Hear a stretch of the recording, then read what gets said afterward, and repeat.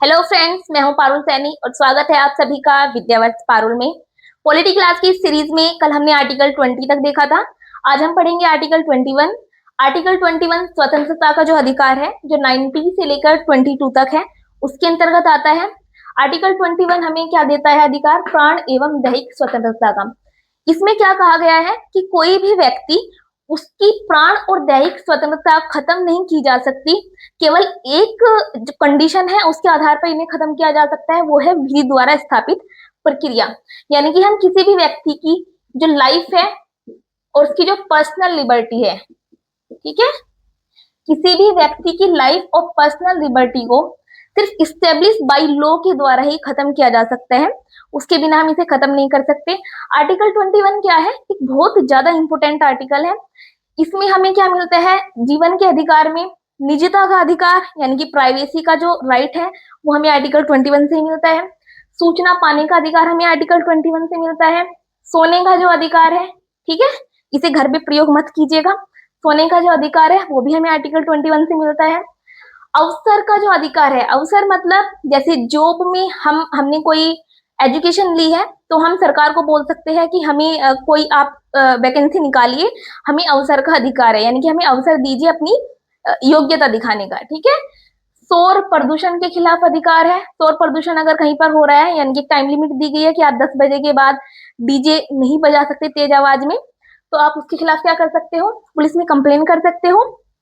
शोर प्रदूषण के खिलाफ हमें अधिकार आर्टिकल 21 में दिया गया है। और एक और अधिकार है विदेश भ्रमण का, ठीक है। विदेश भ्रमण का जो अधिकार है वो भी हमें किसके अंतर्गत मिलता है? आर्टिकल 21 के। देश में घूमने का अधिकार हमें आर्टिकल 19 से मिलता है और विदेश भ्रमण का अधिकार हमें आर्टिकल 21 से मिलता है। ठीक, अब पढ़ते हैं आर्टिकल 21 क्या को।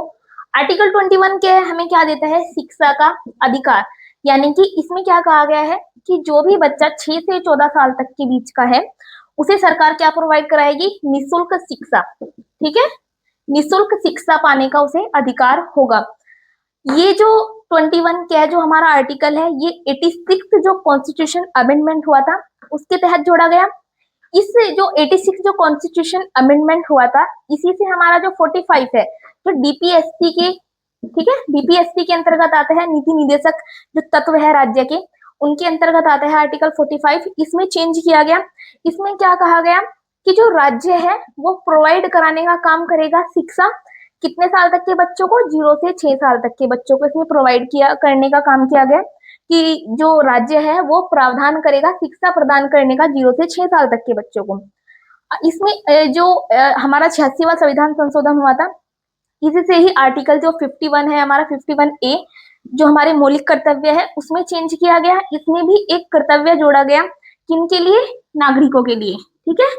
इसमें नागरिकों के लिए एक कर्तव्य जोड़ा गया कि वो 6 से 14 साल तक के बच्चों को एजुकेशन प्रोवाइड करने का काम करेंगे। यानी कि उनका कर्तव्य निर्धारित किया गया कि आपको 6 से 14 साल तक के बच्चों को शिक्षा प्रोवाइड करानी होगी। अब हम बात करेंगे आर्टिकल 22 के बारे में। ये हमें क्या अधिकार देता है? निरोध एवं गिरफ्तारी से संरक्षण का अधिकार, ठीक है। निरोध एवं गिरफ्तारी से संरक्षण का मतलब क्या है? देखो, हिरासत क्या होगी? 2 टाइप की होगी। एक तो होगी दंड विषयक, एक होगी हमारी निवारक। दंड विषयक का मतलब क्या है कि किसी आदमी ने कोई अपराध किया और अदालत ने उसे क्या कर दिया? अदालत में साबित हो गया कि इसने ये अपराध किया है और अदालत ने उसे दोषी ठहरा दिया, तो उसके बाद जो सजा मिलेगी वो होगी दंड विषयक। निवारक की अगर हम बात करेंगे, निवारक में सिर्फ आशंका या फिर शक जताया जाएगा कि ये व्यक्ति भविष्य में ऐसा कोई काम कर सकता है या फिर किसी भी क्राइम को अंजाम दे सकता है, तो उससे पहले से हम क्या कर लेंगे? हाउस अरेस्ट कर लेंगे। जेल में तो नहीं बोलेंगे डाल देंगे, लेकिन उसे हम क्या कर लेंगे? एक जगह पर बंद कर देंगे, उसका किसी से भी कनेक्शन नहीं किया जाएगा, तो उसे हम क्या कहेंगे? निवारक होगा। इसमें बेसिकली 2 टाइप है, तो 2 प्रावधान किए गए हैं। अगर किसी व्यक्ति को गिरफ्तार किया जाता है तो पहले पुलिस को क्या देना पड़ेगा? उसे सूचना देनी पड़ेगी, ठीक है। उसे दिखाना पड़ेगा कि उसे किस बेसिस पे गिरफ्तार किया जा रहा है। और गिरफ्तार करने के 24 घंटे के अंदर, ठीक है, गिरफ्तार करने के 24 घंटे के अंदर उसे मजिस्ट्रेट के सामने पेश करना पड़ेगा। उसमें उसकी जो ट्रेवल है यानी कि यात्रा का जो टाइम है वो भी ऐड होगा। और थर्ड से क्या है? इस जिस आदमी को गिरफ्तार किया गया है उसे अपना वकील करने की अनुमति होगी, ठीक है, अपने सेल्फ डिफेंड की इसे अनुमति होगी, वो अपना वकील कर सकता है, अपना सेल्फ डिफेंड कर सकता है अदालत में। निवारक में क्या है, अगर किसी आदमी को निवारक निरोध किया गया है, उसमें 3 महीने से ज्यादा हम उसे बंद नहीं कर सकते, ठीक है, 3 महीने से ज्यादा हम उसे निवारक में नहीं रख सकते।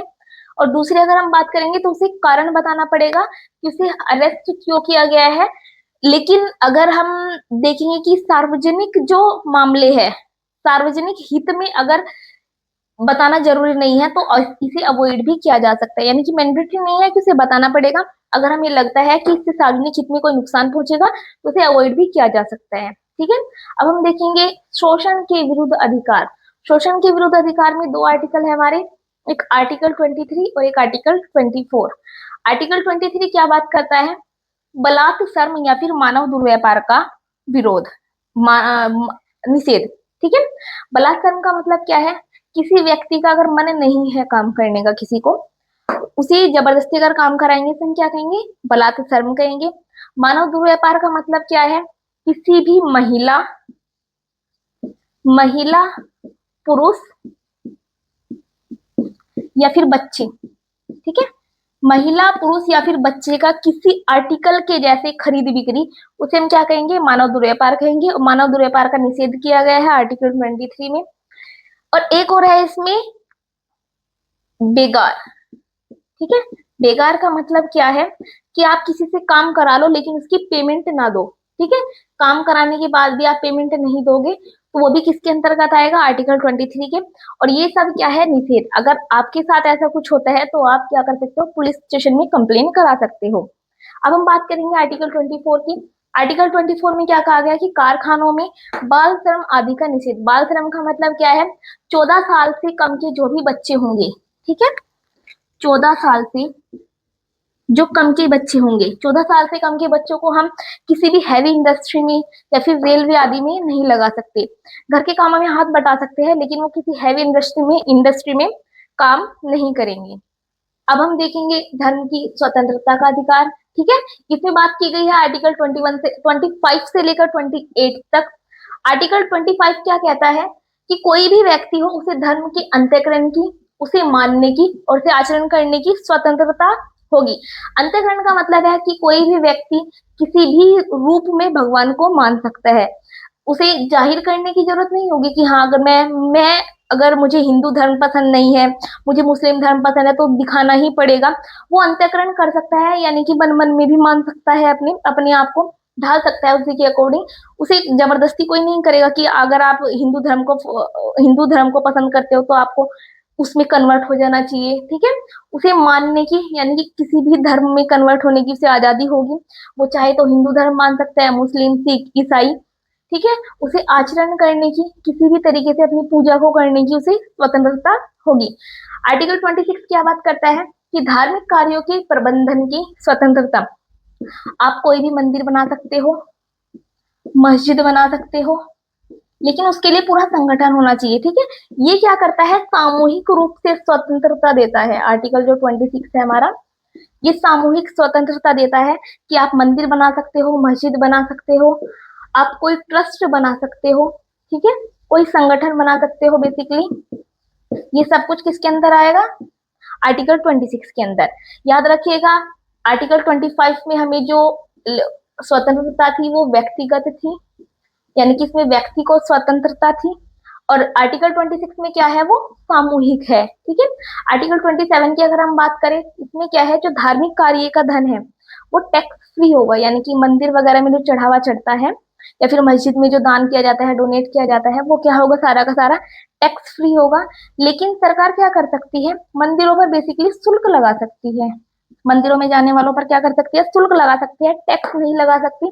शुल्क का मतलब क्या है, जैसे आपने देखा होगा किसी किसी धार्मिक स्थान पर जाने पर आपको फीस देनी पड़ती है कि यहाँ पर 150 रुपए, 200 रुपए, या फिर भी तीर्थ यात्रा कर आपको लगाया जाता है, तीर्थ यात्रा पर जाने के लिए आपको कोई शुल्क देना पड़ता है, वो शुल्क होगा, फीस होगी वो, ठीक है, वो फीस होगी, ना कि कोई टैक्स होगा।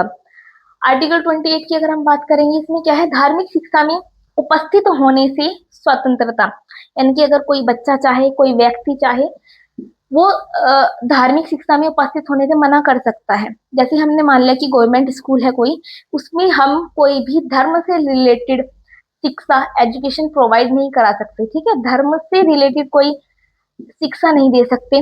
लेकिन अगर कोई प्राइवेट स्कूल है, वो अपना देख लेंगे भाई, जैसे आपने देखे होंगे क्रिश्चियन स्कूल्स भी बहुत सारे होते हैं, उसमें अपनी वो धार्मिक शिक्षा भी देते हैं और बेसिक बेसिक एजुकेशन भी देते हैं, तो उसमें मना नहीं होगा।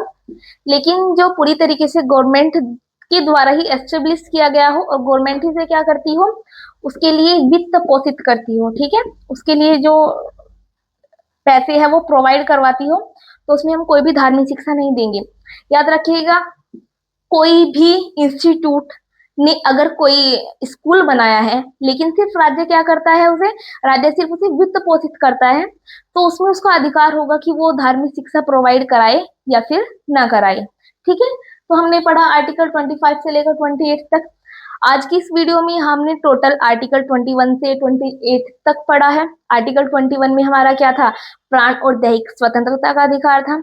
उसके बाद हमने पढ़ा था आर्टिकल 21A, उसमें क्या था, शिक्षा का अधिकार। हमने पढ़ा था आर्टिकल 22, आर्टिकल 22 में था निरोध एवं गिरफ्तारी से संरक्षण। ठीक है, फिर उसके बाद हमने आर्टिकल 23 और 24 को पढ़ा था, जो कि थे शोषण के विरुद्ध अधिकार से। फिर हमने पढ़ा आर्टिकल 21 से लेकर 28 तक, जो कि है धर्म की स्वतंत्रता का अधिकार। आप एक बार पूरी वीडियो को वापस देख लीजिएगा, आपको क्लियर हो जाएगा सारा।